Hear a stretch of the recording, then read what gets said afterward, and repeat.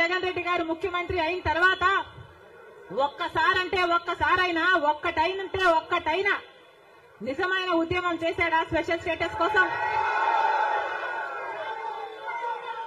స్వలాభం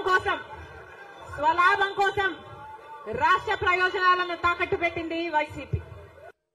సిగ్గుపడండి జగన్మోహన్ రెడ్డి గారు, సిగ్గుతోటి తలదించుకోండి, లేకుంటే మీ ముఖం మీద మీరే ఊసుకోండి, అప్పటికన్నా సరే సిగ్గు వస్తుందేమో. ఏ చెల్లి అయితే ఏ నోటితోటి ఆంధ్రప్రదేశ్ రాష్ట్రం అంతటా తిరిగి నా అన్నని ముఖ్యమంత్రిని చేయండి, ఒక్కసారి ముఖ్యమంత్రిని చేస్తే రాష్ట్ర జీవితం మార్చేస్తాడని ఏ చెల్లి అయితే ఏ నోటితోటైతే మాట్లాడిందో అదే చెల్లి రాజశేఖర్ రెడ్డి బిడ్డ షర్మిల ఈ రోజు అదే నోటితోటి నా అన్న ఒక అసమర్థుడు, నా అన్న ఒక నియంత, నా అన్న ఒక చెత్త పరిపాలన చేశాడు, రాష్ట్రాన్ని తన స్వలాభం కోసం కేంద్రం దగ్గర తాకట్టు పెట్టాడు, ఆంధ్ర రాష్ట్ర భవిష్యత్తుని 5 కోట్ల మంది ప్రజల భవిష్యత్తుని అని అదే షర్మిల అదే రాజశేఖర్ రెడ్డి బిడ్డ ఈరోజు మాట్లాడుతుంటే ఇక నువ్వెందుకు సిగ్గుతో తలదించుకో, ఆ ముఖ్యమంత్రి పదవికి రాజీనామా చేయి. ఇప్పుడు దాకా నీ గురించి ఎవరైనా మాట్లాడితే ఏబిఎన్ రాధాకృష్ణ మాట్లాడాడు, ఈనాడు రామోజీరావు మాట్లాడాడు, టీవీ5 నాయుడు మాట్లాడాడు, చంద్రబాబు నాయుడు మాట్లాడాడు, లోకేష్ మాట్లాడాడు, పవన్ కళ్యాణ్ మాట్లాడాడు.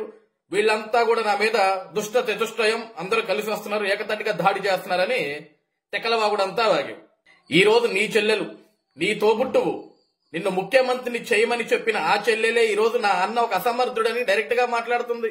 ఇప్పుడు ఏం సమాధానం చెప్తావు జగన్మోహన్ రెడ్డి నువ్వు? నిజంగా ఈ రోజు నీ వల్ల ఆంధ్రప్రదేశ్ రాష్ట్రం 30 ఏళ్లు వెనక్కి వెళ్ళిపోయింది, ఇది వాస్తవం కాదా?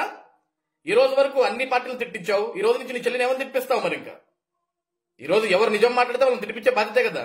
నీ చిల్లరగాలు ఉంటారు కదా, 5 రూపాయలు పేటీఎం కూలీలు, పేటీఎం కుక్కలు, వాళ్ళతో కూడా తిట్టిస్తావా? నీ సొంత చెల్లెల్ని, నీ తోబుట్టువుని కూడా తిట్టేస్తావు, ఎంతకన్నా దిగజారుతావు. ముఖ్యమంత్రి పీఠం కోసం నీ మీద నువ్వే దాడి చేయించుకున్నావు, ముఖ్యమంత్రి పీఠం కోసం సొంతం బాబాయ్నే ఏం చేసావు?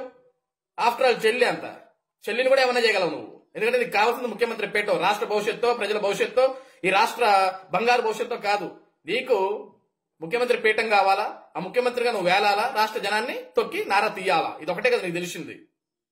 ఇంకెందుకు స్వామి నీకు? నీ సొంత చెల్లెని నీ ముఖం మీద కాండ్రించి ఉమ్ముతుంటే ఎందుకంటే నువ్వు